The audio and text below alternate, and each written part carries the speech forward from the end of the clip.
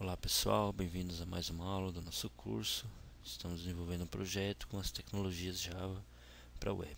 Então, como eu havia prometido na última aula, eu vou mostrar como fazer parte da validação dos dados através do Hibernate Validation. Então, vamos inicialmente baixar aqui dois jars que a gente vai precisar para trabalhar. Tá? O primeiro deles é o Validation API. Tá? E eu vou procurar por essa versão aqui, 1.0.0. Procurar lá no Maven. Mentira. Gosto de baixar as coisas por lá. Então agora deixa a API 1.0.0 Maven pegar essa primeira opção aqui. Tá, ok? Então aqui a gente tem essa opção download jar.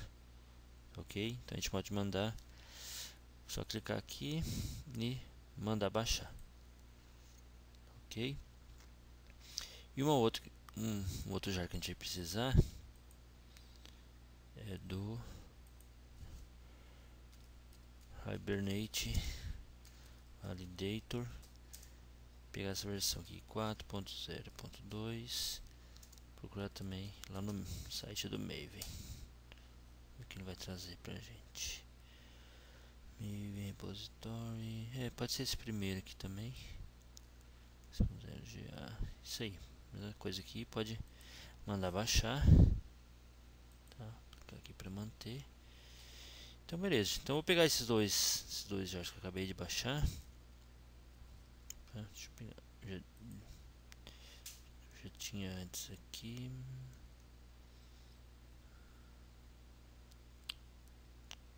Cadê?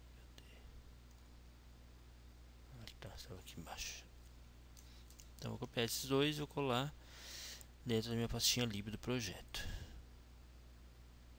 Ok, então é binf, lib. Vou colar esses dois aqui dentro. Tá? E aqui pessoal, vou fazer o seguinte. Deixa eu parar aqui que está rodando. Parou.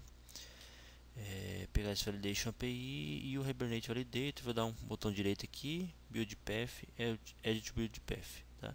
Então, uma coisa que eu recomendo vocês fazer também, pessoal, se em algum momento vocês tiverem alguma dificuldade aí, tiver travado alguma coisa, quiserem mandar o projeto para eu dar uma olhada, ver o que é, então, tendo os jars já no projeto, fica bem mais fácil, já vai rodar de primeira. Tá, ok? Então, são esses dois jars aí que a gente precisa. E aqui, pessoal, uma coisa que eu vou mudar, eu vou pegar essas duas anotações aqui que eu tinha colocado na última aula, vou dar um Ctrl X aqui. Eu gosto de trabalhar com as anotações em cima dos métodos get, tá? Eu acho que deixa o código um pouquinho mais limpo aqui do que começar a amontoar muita anotação aqui num lugar só, tá ok? Então só peguei essa parte do ID. E aqui também, pessoal, falar rapidamente, não tem a ver com validação, mas aqui em geral é bom a gente definir para o Generated Value, apesar dele funcionar assim, mas tem alguns casos que ele pode dar problema. Então, a gente define um atributo chamado strategy, tá? E aqui a gente tem as três opções, que na verdade são quatro. A gente tem o auto, identity, sequence e table, tá? Então, o table ele gera um ID, uma tabela única de ID para toda a aplicação, tá? Então, se eu tiver cadastrei dois casos, ele vai ser o ID 1 e 2. Fui lá e cadastrei, pensando no nosso exemplo aqui, cadastrei 5 cursos, tá vendo? Usar do 1 ao 5.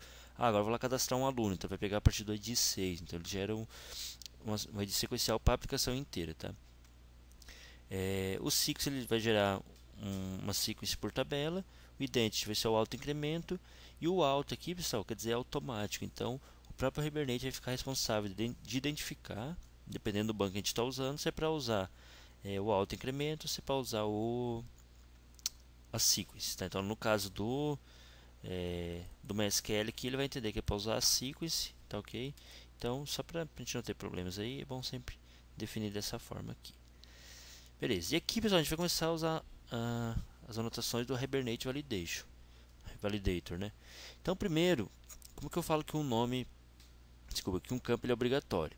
Aí vai depender, geralmente quando a gente estiver trabalhando com combos ou com objetos, tá? Apesar do string ser um objeto também, mas em alguns casos a gente consegue validar se ele é nulo ou não. No caso de string, o mais recomendado é a gente verificar se ele não está limpo. Então a gente tem uma anotação aqui, not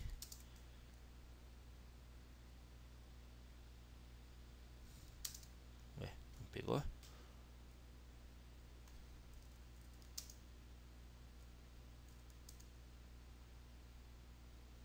estranho. Menos o note no olho para aparecer. O que eu fiz? Deixa API. Que estranho. Não está reconhecendo o autocomplete. Acho que tava. Não sei, pessoal, se tiver esse problema que eu tive aqui, eu dei um refresh na minha pastinha lib e não estava aparecendo autocomplete. Então a ideia é que, que o nome não seja limpo, então a gente vai usar o not empty. Tá? Por quê? Se eu usar o not null, geralmente em formulários, quando a gente deixa o campo vazio, o formulário vai retornar para a gente uma string vazia. Então string vazia não é not null. Então se eu não quiser que um determinado campo de string seja vazio, o mais recomendado é a gente usar a notação not empty, tá? Para que ele não seja vazio. Ok, vou usar também para descrição, no caso aqui, not empty.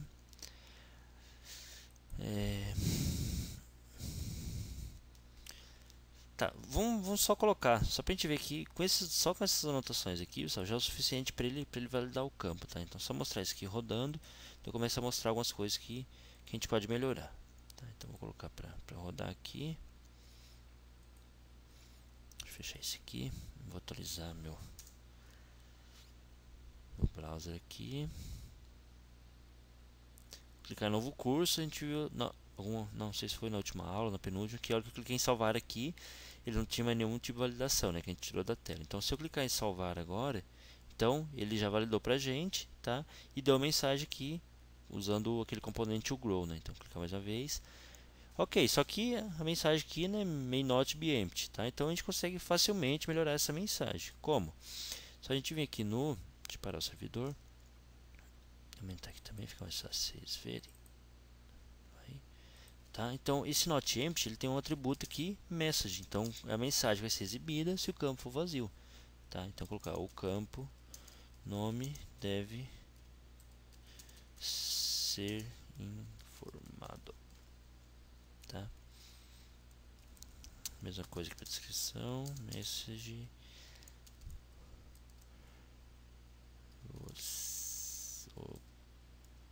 Você deve informar uma descrição. Tá, ok? Então vamos só rodar novamente com esses dois novos aqui, só para a gente ver como vai funcionar. Rodar a partir do formulário mesmo.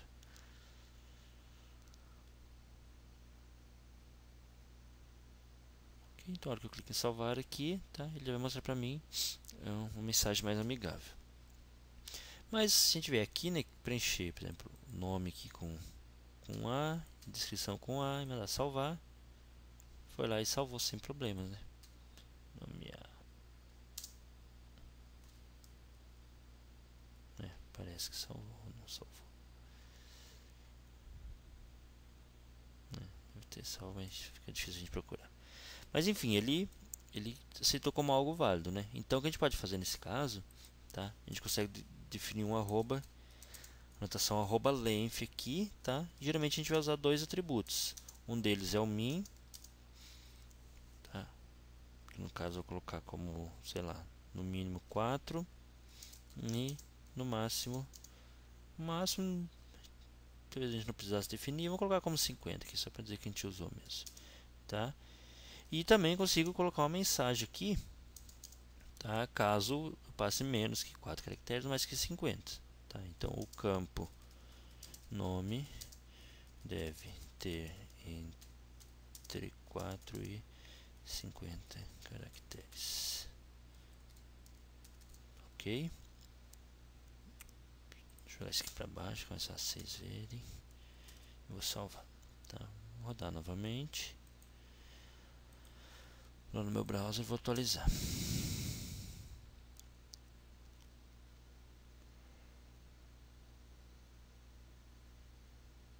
Então, novo curso, cliquei em salvar, ok?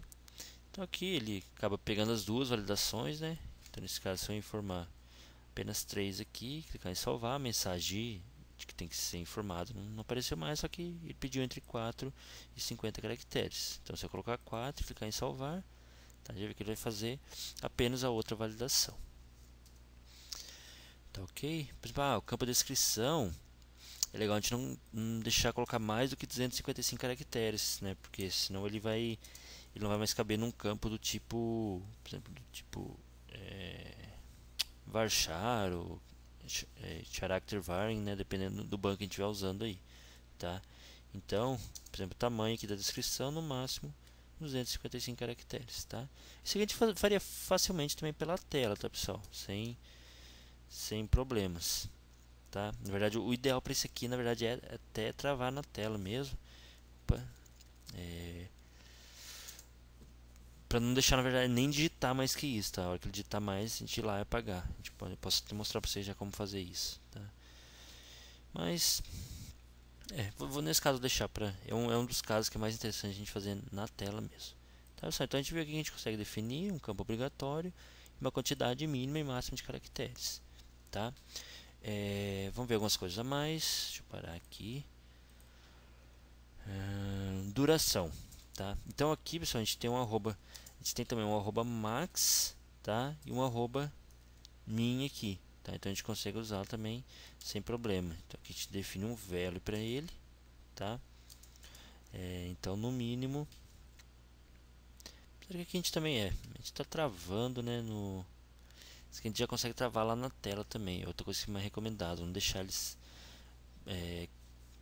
clicar, né, com um valor menor que 1. Mas a gente precisasse colocar sair dessa forma aqui, tá? Então, mesmo que a gente não use, mas também seria bem tranquilo de fazer, tá? Então tem o arroba min, a duração não pode ser menor que 1,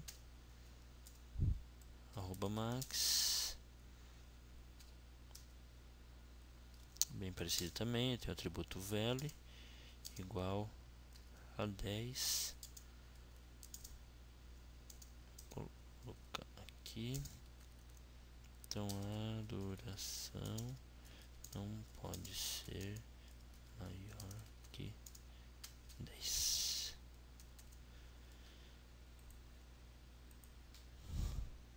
Vou atualizar aqui.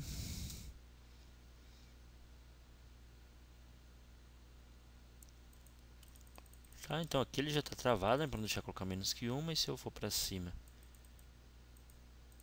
e colocar mais que 10, na verdade isso aqui ele está travando aqui na tela. Eu vou tirar esse 10 só para ele permitir que eu... Tá vendo aqui, ó? Então, esse é um tipo de caso, só que o mais recomendado é realmente fazer a validação aqui na própria tela, tá vendo?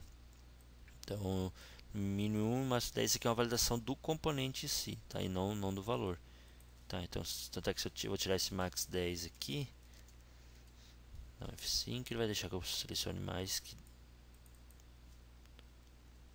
Acho que não atualizou. Tá, agora ele deixou eu selecionar mais que 10, e aí sim.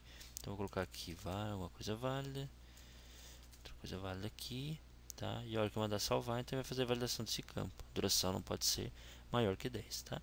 Nesse caso a gente não quer que seja maior que 10, a gente nem deixa o usuário perder tempo clicando, né, várias vezes lá até chegar no 30, mas depois dizer para ele que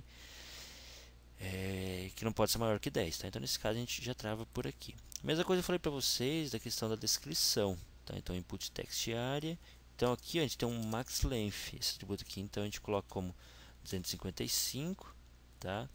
Só para mostrar o funcionamento, enquanto vai atualizando aqui. Vou nesse site aqui, Loren Y. Beleza, vou copiar um parágrafo aqui que deve ter mais do que 255 caracteres. Vou dar um Ctrl C, finalzinho daquele aqui 1.10.32. Vou tentar colar aqui dentro, tá? Então tá vendo aqui, ó, então a hora que ele chegou no 255 caracteres ele limitou. Então qualquer coisa que eu digite ele não vai deixar mais. Ok? Então esse é outro tipo de coisa que é recomendado fazer também pelo browser mesmo, tá? Pela tela aqui, pelo XHTML. Ok, validação do próprio componente. Ok, vamos lá, mais algumas coisinhas de validação. Então, a gente pode usar esse min, max, not empty, o length aqui, tá? E o tipo, como no nosso formulário, se a gente olhar aqui, ó, se a gente não selecionar nada para o nosso tipo, o que ele vai retornar para a gente? Null, tá? Então esse é um tipo de validação que eu posso sem problema no getTypo colocar um not null para ele, tá? Então arroba not null, colocar uma mensagem, você deve selecionar o tipo do curso aqui. Só para me rodar novamente.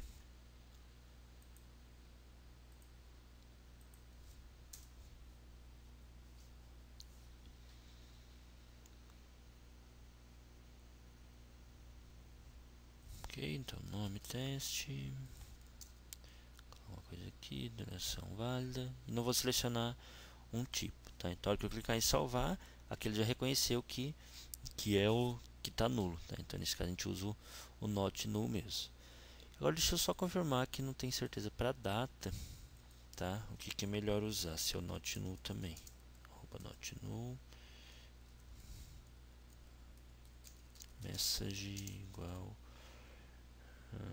a data deve ser informada, a data de criação, tá? Aqui vocês vão ver, pessoal, que no decorrer do curso não vou ficar colocando validação, vou colocar, mas não durante as aulas, assim, em todos os campos, tá? Porque senão a gente vai perder muito tempo com uma coisa que é bem simples de usar, mas é recomendado, então, quer dizer, vai depender da regra de negócio mesmo. Em geral, não é bom a gente deixar salvar muitas coisas assim sem valor, né? Salvar um objeto inteiro vazio não é legal, tá? Então a gente tem que ter o mínimo de validação aí pra gente deixar salvar, tá?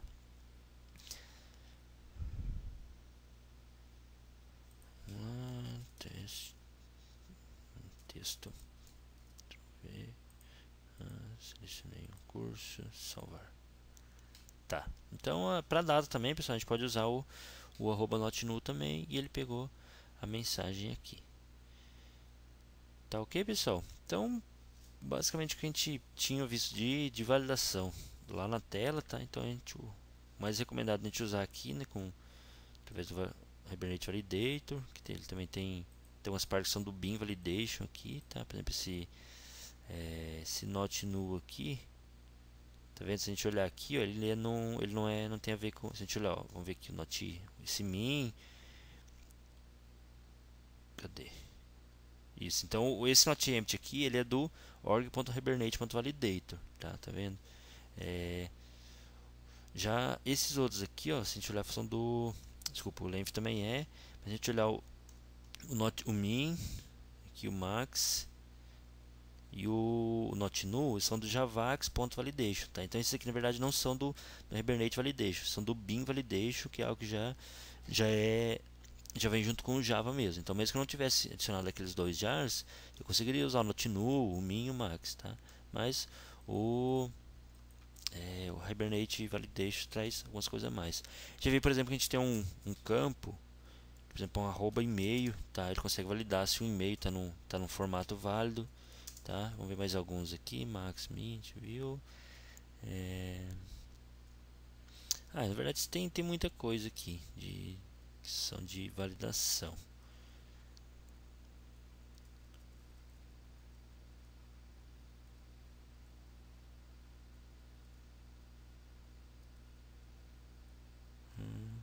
Na verdade tem vários, mas de validação, deixa eu ver se eu acho mais algum aqui. Tá, null, para informar que o campo deve ser nulo. Validation.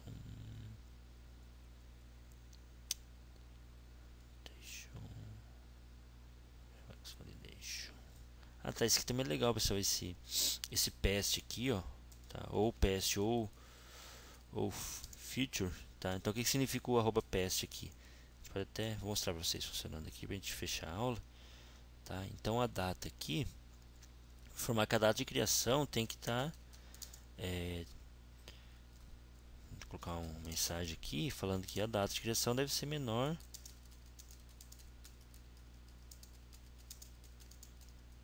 que a data atual, tá? Então esse @ps significa isso, que tem que ser uma data do passado, ou seja, uma data, não sei se menor ou igual ou menor que a data atual, tá?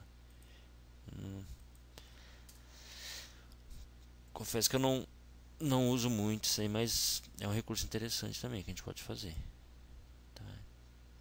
Então é só selecionar aqui a data atual, por exemplo, mandar salvar. Tá, a data atual ele aceitou. Ele está travado aqui, né?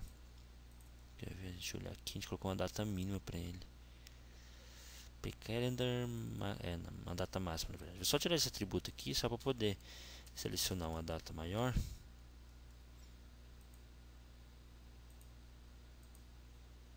Tá, e salvar. Então aqui ó, ele fez a validação, a data de criação deve ser menor que a data atual. Tá, ok? Então esse aqui talvez seja um outro caso que é mais recomendado. Já, se não pode ser, se tem que ser uma data menor que a data atual, então já define um max date e nem deixa ele selecionar algo maior, tá? Não faz muito sentido você deixar o usuário selecionar uma coisa para depois informar que o que ele selecionou está errado, né? Meio questão de usabilidade mesmo. Então a ideia é já, nem se não pode ser, nem deixa ele selecionar, tá, ok? Então a gente vai meio que criar balance aí entre o que a gente vai colocar no nosso Hibernate na parte de validação mesmo, né, lá nas nossas classes de domínio, e o que é mais interessante ficar aqui na nossa tela. Tá, ok, pessoal? Então esse aí foi um pouco da parte de validação. A gente vai, quando a gente for trabalhar com a classe de aluno, a gente vê um pouco dessa parte da validação de e-mail. Algumas versões mais novas do Hibernate já tem um @cpf também para validação CPF válido, tá? E até o final do curso eu vou mostrar para vocês como criar as próprias anotações nossas. Então eu posso criar uma anotação que valide se um CPF realmente existe. Por exemplo, esse @cpf, eu acho que ele verifica só a questão de formato. Será que é isso? Não, né? Ele deve verificar se é válido. Formato a gente poderia colocar uma máscara sem problema. Mas, enfim, tá? A gente vai mostrar para vocês como criar se precisar em algum momento criar uma anotação, eu vou mostrar como criar. Tá, ok, pessoal? Próxima aula eu vou mostrar para vocês mais um recurso legal do Primeface, tá? Vou mostrar para vocês como exportar essa tabelinha aqui de uma maneira bem simples em um formato PDF, um formato Excel, e tem XML também. Tá, ok? Vou mostrar para vocês como a gente pode fazer isso aí. Tá, ok, pessoal? A gente passou um pouco do tempo já, então um abraço e até a próxima aula.